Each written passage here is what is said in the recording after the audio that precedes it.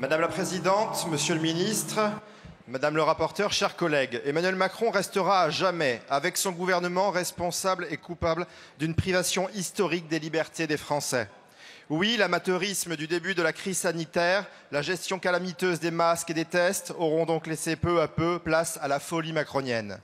De ce point de vue-là, le pass vaccinal restera bien le pompon. Ce pass de la honte, imposé encore aujourd'hui aux soignants, n'a pourtant ni queue ni tête quand l'on sait qu'être vacciné n'empêche nullement de transmettre le virus.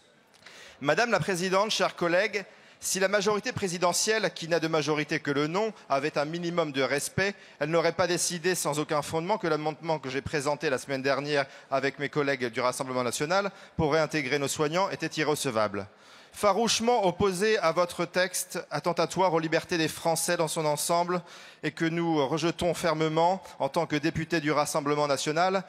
mais étant hélas lucide sur le fait qu'une majorité lâche de circonstance ici le votera toute honte bue, nous votons contre certains articles, mais nous nous sommes en revanche battus parallèlement pour qu'existe l'article 3 de la présente loi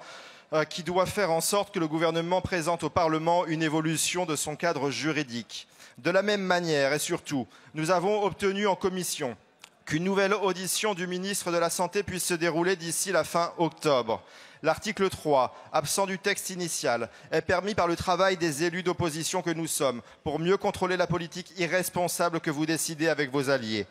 Comme l'a rappelé brillamment hier notre collègue Alexandre Loubet, quand d'autres, suivez mon regard, font les clowns et ne font ici que du spectacle, les députés du Rassemblement national, eux, travaillent sur ce projet grave, sur des sujets graves pour la vie quotidienne des Français, comme sur tous les autres. Si vous avez visiblement oublié que la République, c'est le gouvernement du peuple, par le peuple et surtout pour le peuple, les députés Rassemblement national seront toujours là pour le rappeler et défendre ici, sans cinéma, texte par texte, article par article, les intérêts des Français, quelle que soit l'heure du jour ou de la nuit. Merci.